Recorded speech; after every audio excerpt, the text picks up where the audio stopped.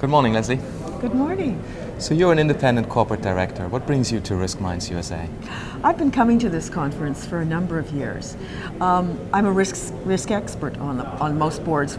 That's why I'm asked to sit on boards. Yeah. And it helps me keep abreast of new developments and also to gauge where my organization is versus best practices. So I find it very helpful. Great. What are some of the challenges that a corporate director faces in understanding, consuming and understanding the risk information that is presented to them? Well, to begin with, there's the volume. It can be, sometimes you're given a couple thousand pages to read in a very short period of time.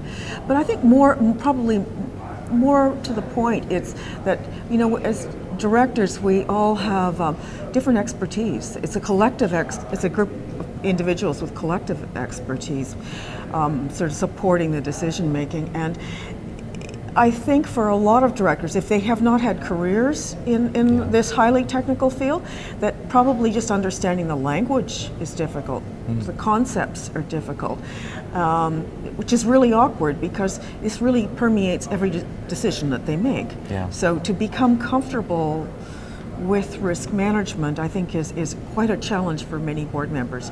There is very little education venues for corporate directors of financial institutions. You can find very general stuff, which will work for manufacturing or retail, whatever, or government, but very, very little that is focused directly on financial institutions. So I think I have found this a particularly useful event to come to. So what can directors then do in order to get up to speed a little bit? I mean, clearly you have mastered that and you're moving along in sort of that learning curve. Are directors doing enough in picking up that knowledge, you think? No, I don't think they do. I think that there should be we're all obliged, but through the FSB standards or our own regulatory standards to keep abreast of things. And frankly, I'm just not seeing a lot of that happening. I keep wondering where they are when I come to events like this, or my GARP and Premier chapter events, other quantitative finance events. I don't know. I know we do get a lot of information internally. Yeah. But that doesn't help you gauge how you are. It might explain how your systems work.